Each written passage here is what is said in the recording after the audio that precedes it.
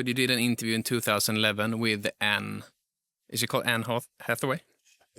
The Anne Hathaway interview. That went viral. Can you give us some context of like what day was it, what time on the day, and like a storyline of what happened? She was doing a junket interview for a movie called One Day. So this is 2011. So I flew to New York to do this interview. We go in the room. I loved the movie. But just a few days before this interview, the first photos of her as Selina Kyle, as Catwoman from The Dark Knight Rises, had just come out. This was huge news.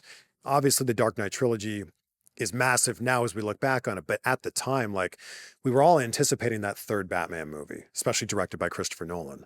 So I'm like, I got to figure out a way to like ask her something about this Catwoman photo. And it was just a photo of her in the suit. And that was it.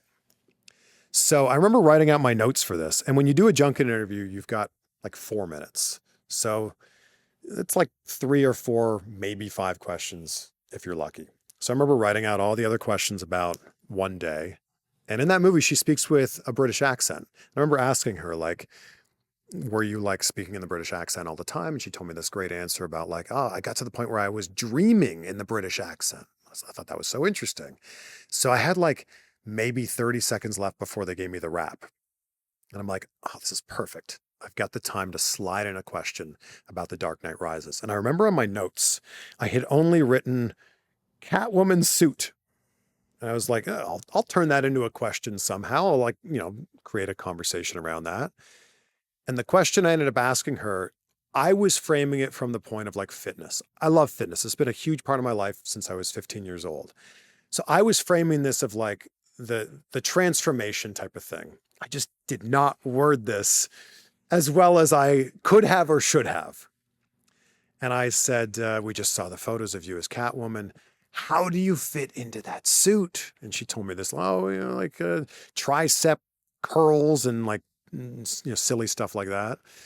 And I said, how much weight did you have to lose to get in the shape you're in now? And like, what I meant for that was like, you obviously slimmed down. You obviously got into great shape. I just didn't phrase the question well. But then it created this fun moment, right? Of her going, oh, what a forward young man you are.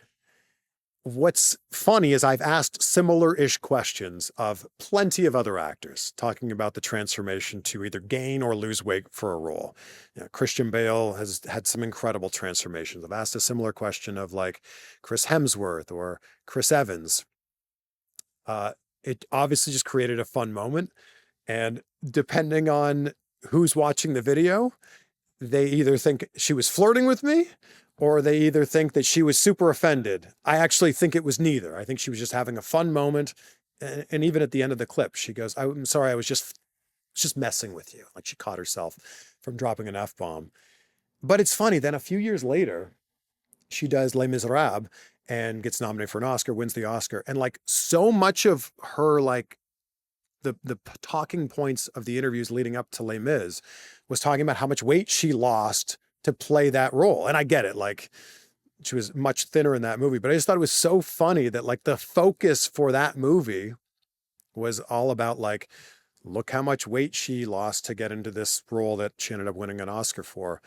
But I feel like I will be talking about the Anne Hathaway clip and seeing it on social media till I'm like 140. What was your thoughts when you walked out of there at that time? I walked out of there and I remember tweeting, and this is pretty early days of Twitter. I remember tweeting, I think I just offended Anne Hathaway in this interview. And my buddy, Kevin McCarthy, who's a fantastic interviewer, immediately called me. He wasn't doing that junket for whatever reason. And he's like, what happened? I just saw your tweet. And I walked him through the whole thing and he's like, oh, that sounds like just a fun moment. Are you going to put it up on YouTube? And I said, yeah, I think I will. It was a really fun moment. And I left the room like going like, ha ha, like fun moment. And I think the thing you need to realize in these junket interviews is they're doing like 40, 50, 60 interviews in a day. Like they sit in the same chair and a different host comes in every 4 or 5 minutes and like the cycle just repeats. So for you to have anything that's different whether it's a scoop on the movie or it's a fun soundbite or you shared a laugh, for you to have anything different from just the main things they've been saying in every other interview is like an amazing thing. So I was just like, yeah, it's a fun moment. And I don't even think it went viral for like a while. Like I feel like it just was like building with a few hundred views a week. And then I think it must have got shared on some website and then it blew up and will continue to get views as time goes on. You had another interview in 2016 with, was it Dakota Johnson and her friend? And Leslie Mann. Yeah. Can you give us the same context on that interview? What happened? So that was for a movie called How to Be Single. And I remember I was just about to walk into the room and whoever the reporter was that was leaving was kind of like, ooh, it's a tough room. Like, good luck. And I was like, oh, okay. And I sat down and this movie's about like dating. So I sat down and Dakota Johnson out of nowhere just goes, hey, are you single? Or maybe it was Leslie Mann, but they basically said, are you single? Because that's like the context of the movie is like, you know, how to be single and like figuring things out, like how like difficult the dating world is.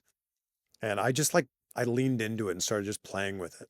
And I was like, if we can create a moment here that's outside of just like the typical question answer, let's see what this can become. And they just started having fun with it. I was single at the time. And like, they were like talking off camera to like, I think it was like a makeup artist or someone. They're like, oh, he's single too. Where do you live? I said, I live in Miami. Oh, that's too far away. And they were just having fun with it as the cameras were rolling. And then it turned into like, can you take off your shirt? Yeah. And I'm like, I'll like undo one button. But in my head, I'm thinking, I don't want to sit here with no shirt on for the rest of this interview. Like, that's weird. I also understand that like in 2016, it was a little bit different than now, like in the way that this would be perceived.